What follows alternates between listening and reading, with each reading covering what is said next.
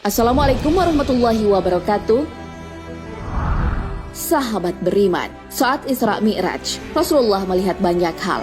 Salah satunya, Sidratul Muntaha. Namun Rasulullah tak dapat mendeskripsikan detail pohon tersebut. Tak hanya itu, ada berbagai fakta menarik dari pohon ini.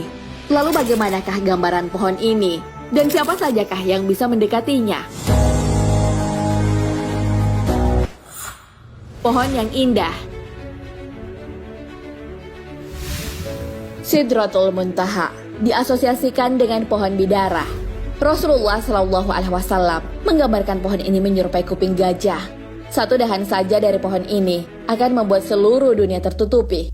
Buahnya berbentuk kendi air. Rasulullah menggambarkannya dengan keindahan.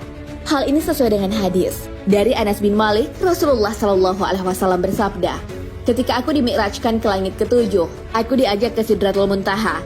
Ketika pohon ini diliputi perintah Allah, dia berubah. Tak ada seorang pun manusia yang mampu menggambarkannya karena sangat indah."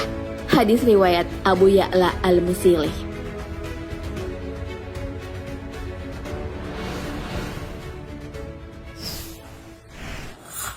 Sidratul Muntaha terbuat dari emas. Pohon ini juga digambarkan terbuat dari emas. Dahannya dari zamrud dan rubi. Dari akarnya keluar dua sungai yang ada di dalam syurga dan dua di luar syurga. Sungai luar yang dimaksud adalah sungai Nil dan Eufrat.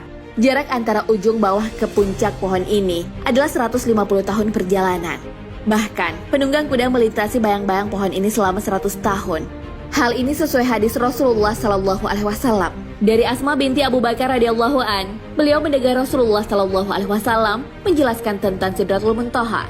Orang yang naik kuda baru bisa melintasi bayang-bayangnya selama 100 tahun. Atau 100 penunggang kuda bisa dinaungi bayang-bayangnya. Di sana ada laron dari emas, buahnya seperti kendi besar. Hadis riwayat Tirmizi.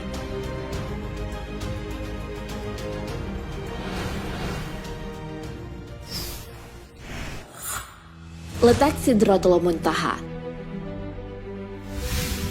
Pohon ini tumbuh di langit ke-6 dan menjulang sampai langit ke-7.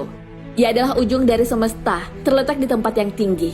Hal ini sesuai dengan hadis Rasulullah Shallallahu Alaihi Wasallam. Sidratul Muntaha adalah pangkal dari semua yang tinggi. Hadis riwayat Ibnu Mas'ud.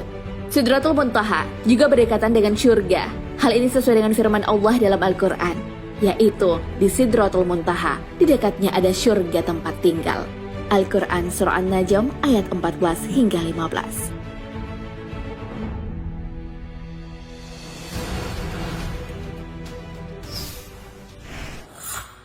Pengunjung Sidratul Muntaha. Saking istimewanya tempat ini, tak ada yang bisa masuk, bahkan malaikat Jibril pun. Namun Rasulullah Shallallahu Alaihi Wasallam menerima perintah sholat di tempat ini. Saat Isra Mi'raj, malaikat Jibril tak bisa mengantarkan Rasulullah Shallallahu Alaihi Wasallam ke Sidratul Muntaha. Hal ini sudah disebutkan Ibnu Abbas dan para ahli tafsir lainnya. Dinamakan Sidratul Muntaha atau pohon puncak karena ilmu malaikat puncaknya sampai di sini. Tidak ada yang bisa melewatinya kecuali Rasulullah Shallallahu Alaihi Wasallam. Dan diriwayatkan dari Ibnu Mas'ud radhiyallahu an bahwa dinamakan Sidratul Muntaha karena semua ketetapan Allah yang turun, pangkalnya dari sana dan semua yang naik, ujungnya ada di sana. Ta'liqat ala Sahih Muslim.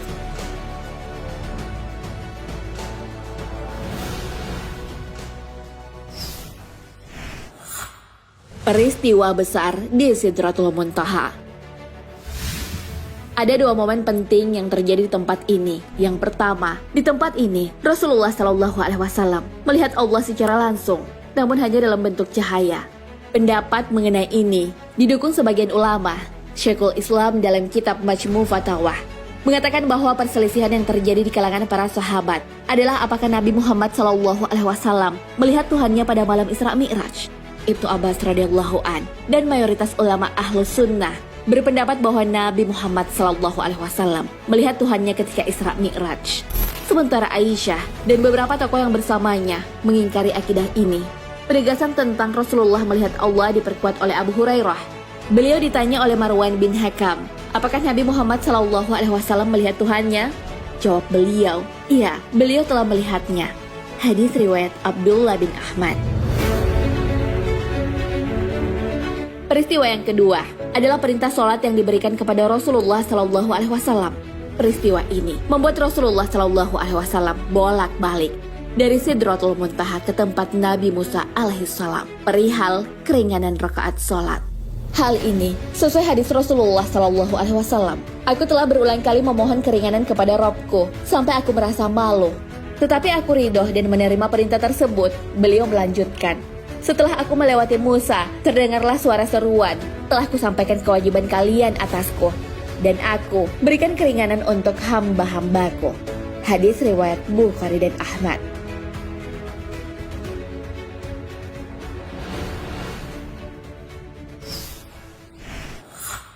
Jumlah daunnya sama dengan makhluk hidup.